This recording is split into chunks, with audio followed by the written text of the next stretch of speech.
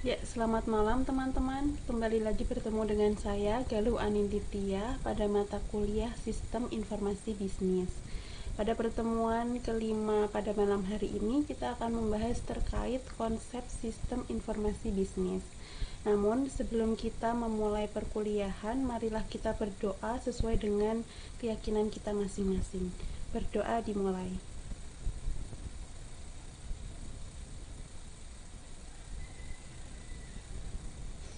Berdoa selesai.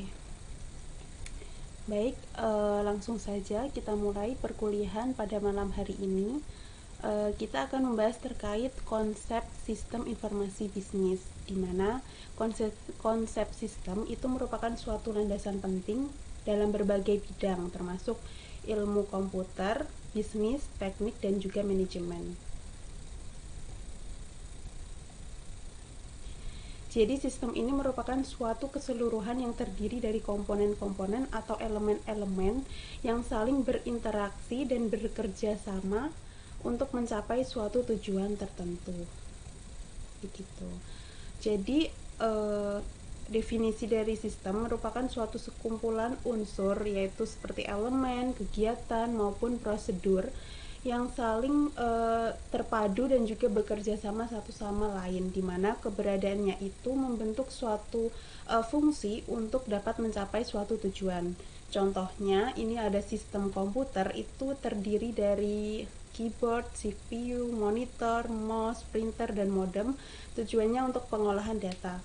Untuk sistem tubuh, itu unsurnya seperti organ tubuh ya. Terus ada panca indera, lalu tujuannya untuk kelangsungan hidup.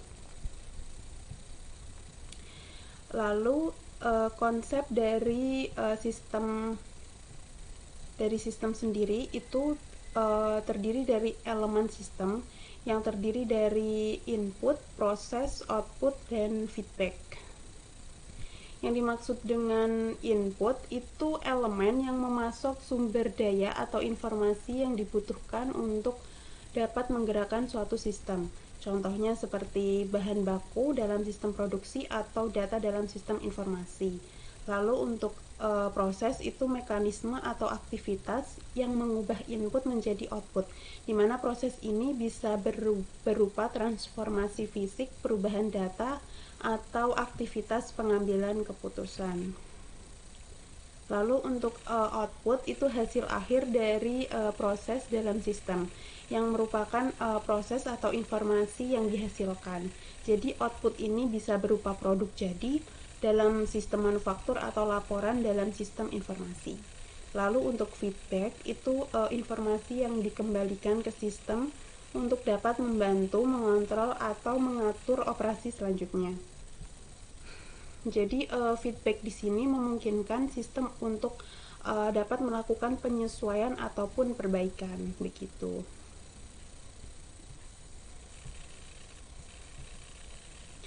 Lalu tujuan dari sistem di sini mencakup peningkatan dari efisiensi, dapat mengoptimalkan profitabilitas, dan juga dapat meningkatkan keunggulan kompetitif.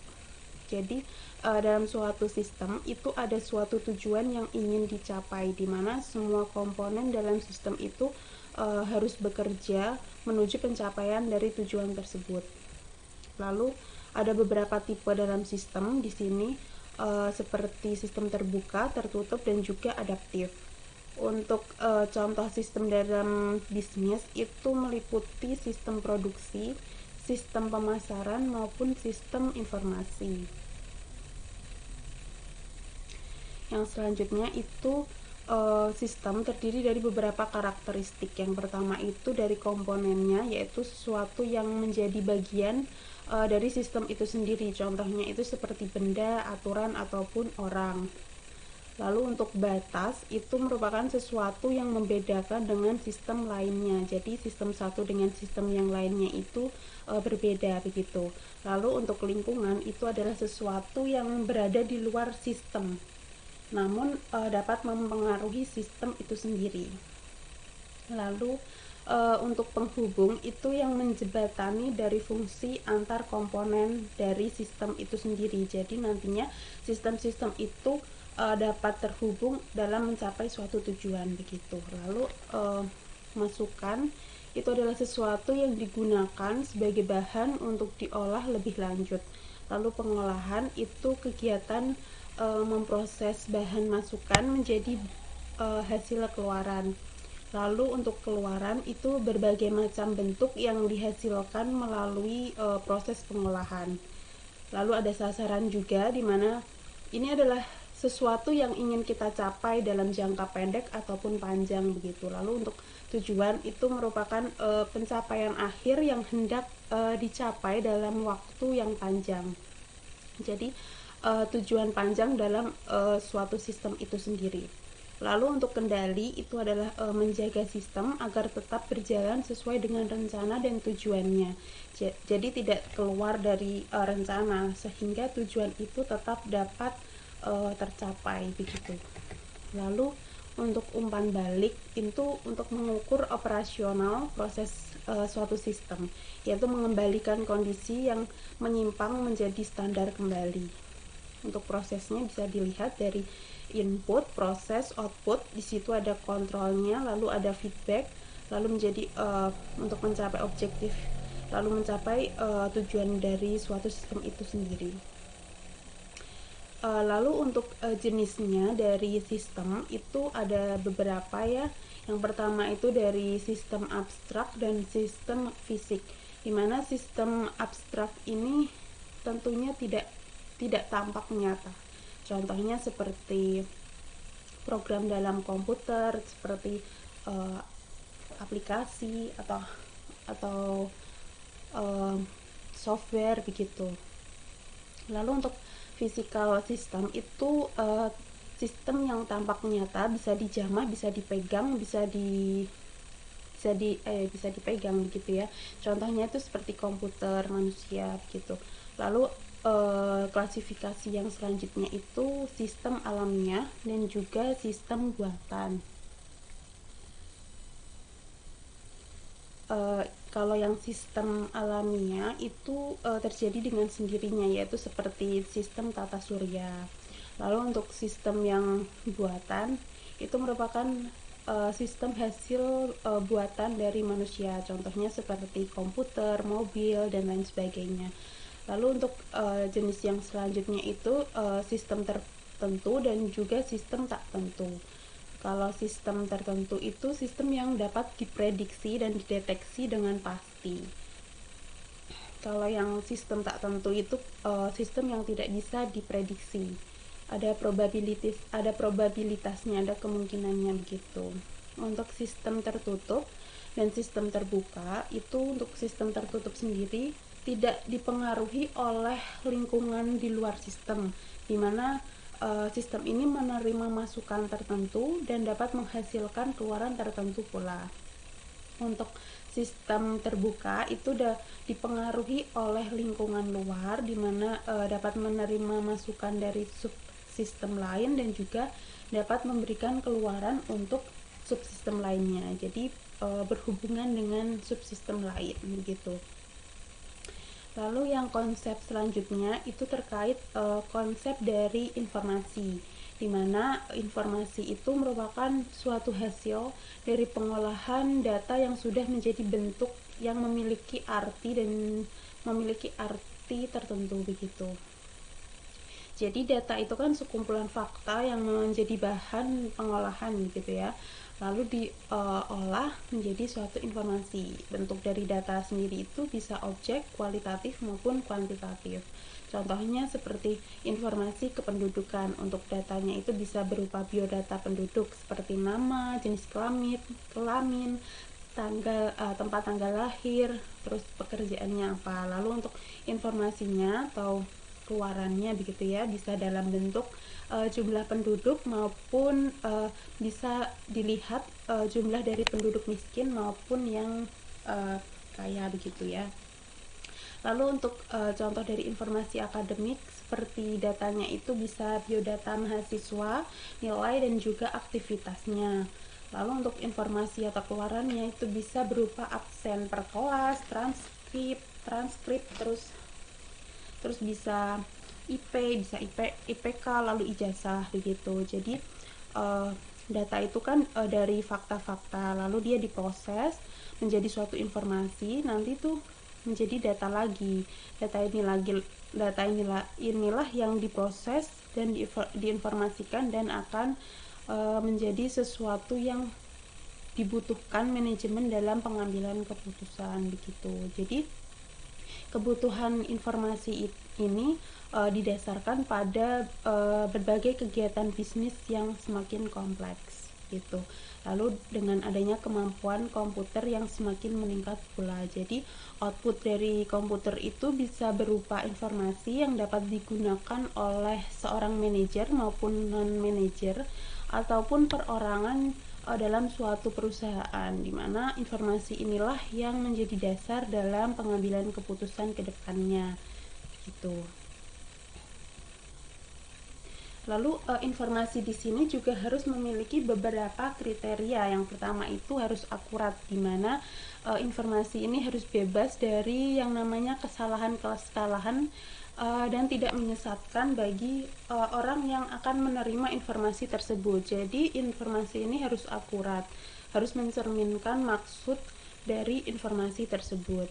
Lalu informasi itu juga harus tepat waktu, di mana informasi yang diterima itu tidak boleh usang ataupun terlambat, dimana kalau usang atau terlambat itu pasti tidak mempunyai nilai yang baik, sehingga bila digunakan sebagai dasar dalam pengambilan keputusan nantinya akan berakibat fatal karena sudah telat begitu ya. Lalu informasi itu juga harus relevan, dimana relevan dari informasi untuk tiap-tiap orang itu bisa berbeda. Misalnya informasi mengenai sebab kerusakan suatu mesin produksi bila diberikan kepada seorang akuntan perusahaan, tentu ini akan kurang relevan. Namun akan lebih relevan bila informasi ini ditujukan kepada ahli teknik perusahaan gitu. Lalu informasi itu juga harus ekonomis, di mana harus memiliki manfaat yang lebih besar dibandingkan dengan biaya yang didapatkannya begitu. Jadi informasi ini tidak dapat tepat ditaksirkan keuntungannya dengan satuan nilai uang tertentu, namun dapat ditaksirkan dengan nilai efektivitas atau kegunaan dari informasi tersebut. Jadi dapat disimpulkan bahwa sistem informasi itu merupakan suatu sistem gitu ya di dalam suatu organisasi atau perusahaan yang dapat mempertemukan kebutuhan antara pengolahan transaksi harian yang dapat mendukung operasi yang bersifat manajerial dan juga strategis dari suatu organisasi, sehingga dapat menyediakan laporan-laporan kepada pihak luar yang membutuhkan begitu. Lalu komponen dari sistem informasi itu kan menggunakan sumber daya manusia, perangkat keras, perangkat lunak, data dan juga jaringan, di mana untuk mengontrol input, pemrosesan, output dan juga penyimpanan, kontrol kegiatan yang mengubah sumber daya data menjadi produk informasi begitu ya. Jadi komponennya itu ada banyak, ada perangkat keras, perangkat lunak, prosedur, jaringan, basis data, orang begitu. Prosesnya hampir sama ya, dari input, proses sampai output, di mana outputnya itu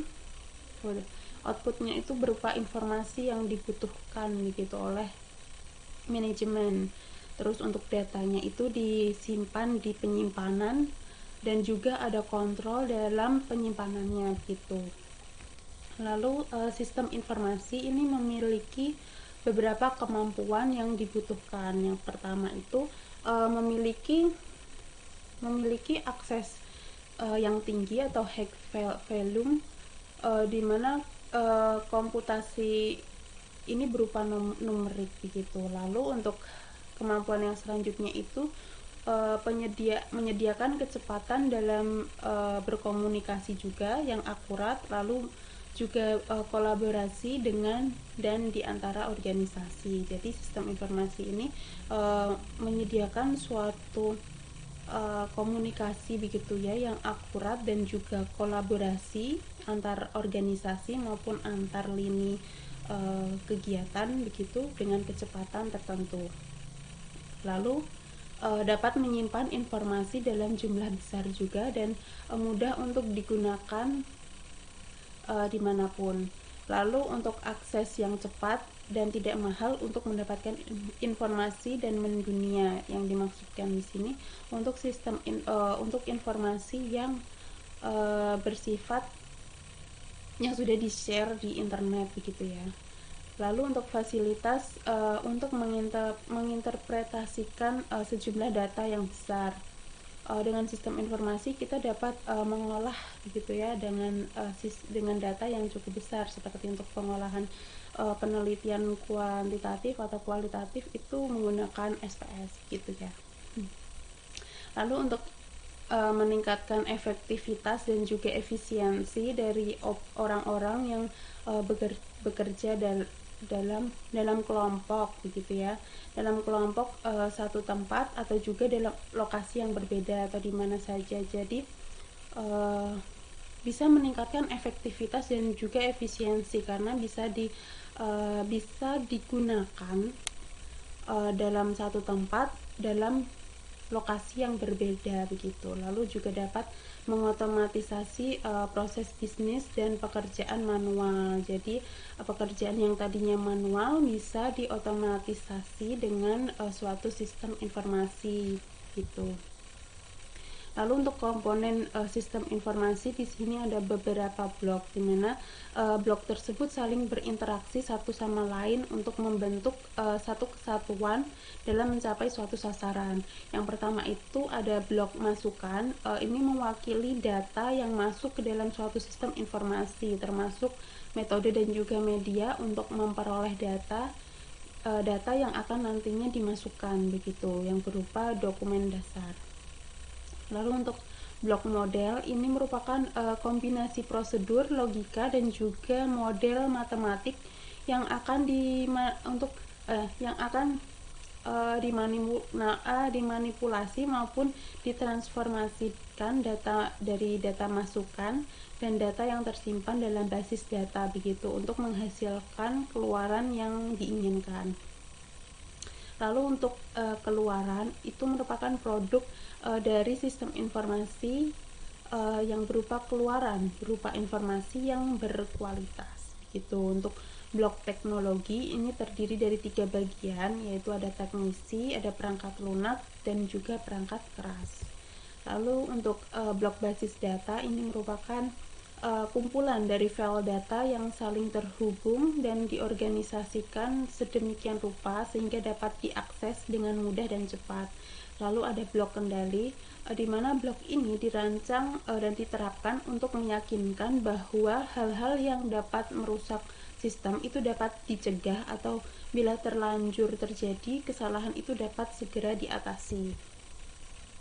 Lalu konsep yang selanjutnya itu adalah bisnis, di mana bisnis itu adalah organisasi yang memproduksi dan juga menjual berupa produk maupun jasa untuk mendapatkan keuntungan, di mana bisnis ini memiliki beberapa fungsi seperti produksi, pemasaran, keuangan, dan juga sumber daya manusia. Untuk sistem informasi itu tentu memainkan peran penting dalam mendukung semua sistem pada bisnis ini begitu. Lalu tujuan dari bisnis tentu untuk mendapatkan keuntungan, berbeda dengan bisnis yang non-profit begitu ya. Mereka tujuannya itu untuk kemanusiaan. Lalu untuk fungsi bisnisnya itu berfungsi dalam hal seperti produksi, pemasaran, keuangan, dan juga sumber daya manusia begitu. Jadi sistem informasi ini dapat meningkatkan efisiensi dan juga efektivitas dari setiap fungsi tersebut. Untuk strategi bisnisnya itu sistem informasi dapat membantu dalam pengembangan strategi bisnis, pemantauan kinerja, dan juga pengambilan keputusan strategis.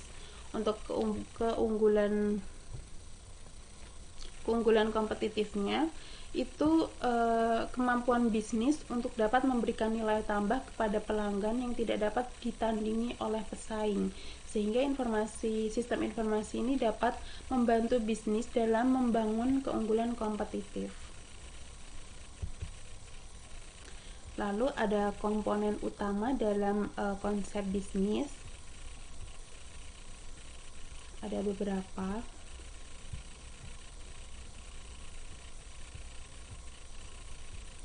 Yang pertama itu merupakan nilai yang ditawarkan.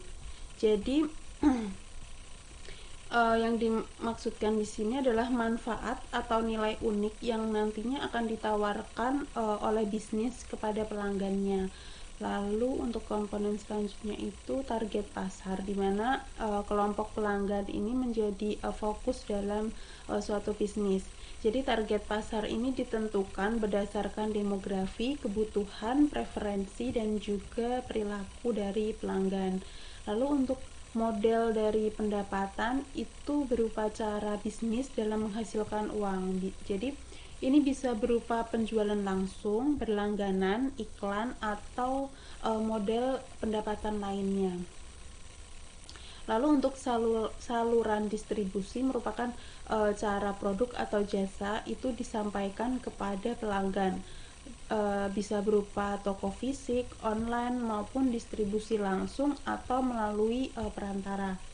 Lalu untuk strategi pemasaran itu merupakan tindakan yang nantinya akan diambil untuk mempromosikan produk atau jasa kepada target pasar. Jadi ini mencakup periklanan, promosi penjualan, hubungan masyarakat, dan juga strategi digital.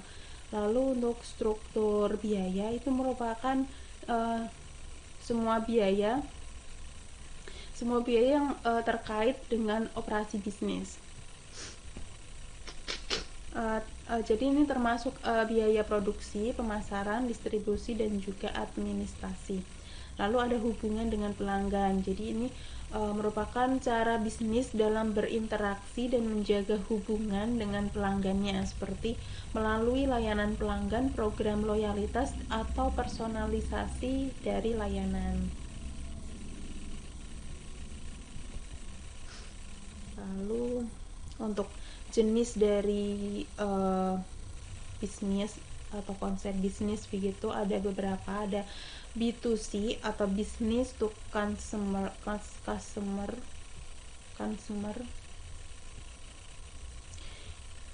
merupakan bisnis yang menjual produk atau jasa yang langsung kepada konsumen. Contohnya itu seperti retail, e-commerce, restoran begitu. Lalu untuk B2B itu bisnis yang menjual produk atau jasa kepada bisnis lain. Contohnya penyedia perangkat lunak atau produsen komponen industri. Lalu untuk C2C itu bisnis yang memfasilitasi transaksi antar konsumen. Contohnya itu seperti platform jual beli online seperti eBay atau Tokopedia. Lalu untuk C2B di mana model ini konsumen menjual produk atau jasanya itu kepada bisnis. Contohnya itu influencer yang menjual jasa promosi kepada perusahaan. Lalu untuk D2C itu bisnis yang menjual langsung kepada konsumen tanpa perantara, biasanya melalui platform online. Contohnya itu seperti merek pakaian yang menjual langsung dari situs web mereka.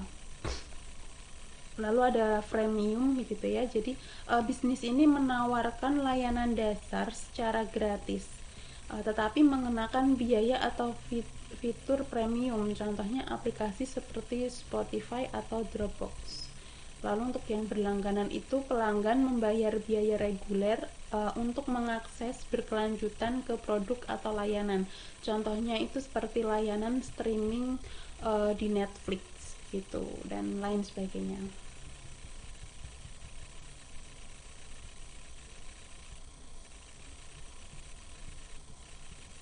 Lalu konsep bisnis di sini memiliki peran dalam mencapai suatu keberhasilan perusahaan. Yang pertama itu dalam hal mengarahkan strategi. Jadi konsep bisnis yang jelas itu dapat membantu perusahaan dalam menetapkan arah strategis dan juga prioritasnya. Hal ini mencakup identifikasi peluang pasar, pengembangan produk, dan juga strategi dari pertumbuhan. Lalu peran selanjutnya itu membentuk identitas merek. Jadi konsep bisnis yang kuat itu dapat membantu membangun identitas merek yang jelas yang dapat mempengaruhi persepsi dari pelanggan dan juga loyalitas mereka. Lalu dapat juga mengoptimalkan operasi, di mana konsep bisnis ini dapat membantu dalam merancang proses bisnis yang efisien, dapat mengurangi biaya dan juga dapat meningkatkan profitabilitas. Lalu menghadapi persaingan. Peran yang selanjutnya dalam menghadapi persaingan itu dengan memahami konsep bisnis mereka, perusahaan itu dapat mengembangkan keunggulan kompetitif yang membuat mereka berbeda dari saing merek yang sama gitu. Untuk peran yang selanjutnya itu untuk menarik investor, di mana investor itu akan tertarik pada bisnis yang memiliki konsep yang jelas dan juga strategi yang solid untuk menciptakan dan menumbuhkan nilai.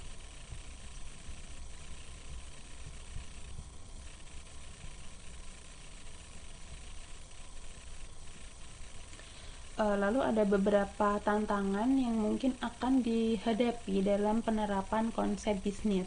Yang pertama itu dari adaptasi terhadap perubahan pasar, di mana perubahan dalam preferensi pelanggan, teknologi, dan juga regulasi itu dapat memaksa bisnis untuk menyesuaikan atau merubah konsep bisnis mereka.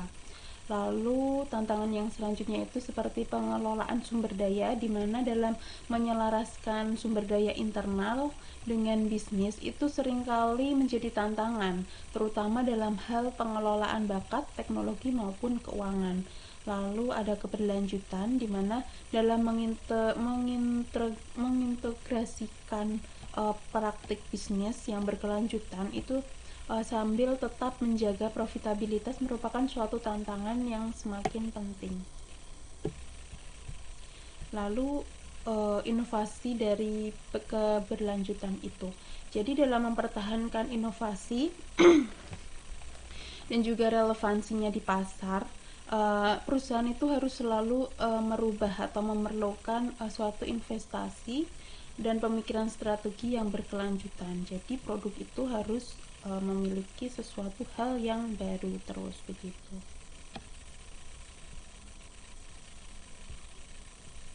Lalu konsep yang selanjutnya itu merupakan konsep dari sistem informasi bisnis, di mana konsep ini merupakan suatu kerangka kerja yang menggabungkan teknologi informasi dengan operasi bisnis gitu ya. Untuk apa? Untuk mendukung pengambilan keputusan, meningkatkan efisiensi, dan juga untuk memperkuat strategi dari organisasi itu sendiri. Untuk konsepnya itu adalah dari pengumpulan data, di mana sistem informasi bisnis itu mengumpulkan data dari berbagai sumber seperti sistem internal, eksternal, dan juga interaksi dengan pelanggan. Lalu data tersebut diproses, dikumpulkan. Jadi data itu dikumpulkan, kemudian diproses menjadi suatu informasi yang lebih bermakna. Jadi proses ini dapat meliputi analisis, pengolahan, dan juga interpretasi dari data itu sendiri. Selanjutnya, setelah informasi itu diproses, tentunya informasi itu akan disimpan dalam suatu database atau sistem penyimpanan data untuk digunakan di masa mendatang. Kemudian informasi yang dibutuhkan itu akan didistribusikan kepada pengguna yang nantinya membutuhkan, seperti manajer, karyawan, atau juga pelanggan. Jadi komponen dari sistem informasi bisnis itu ada dari perangkat keras, perangkat lunak, database, dan juga jaringan.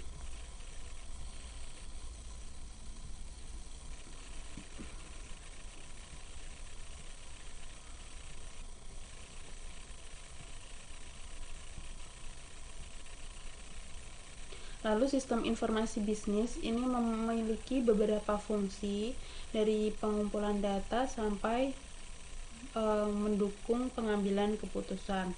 Untuk pengumpulan data, penyimpanan data, analisis data itu sudah sering dijelaskan ya.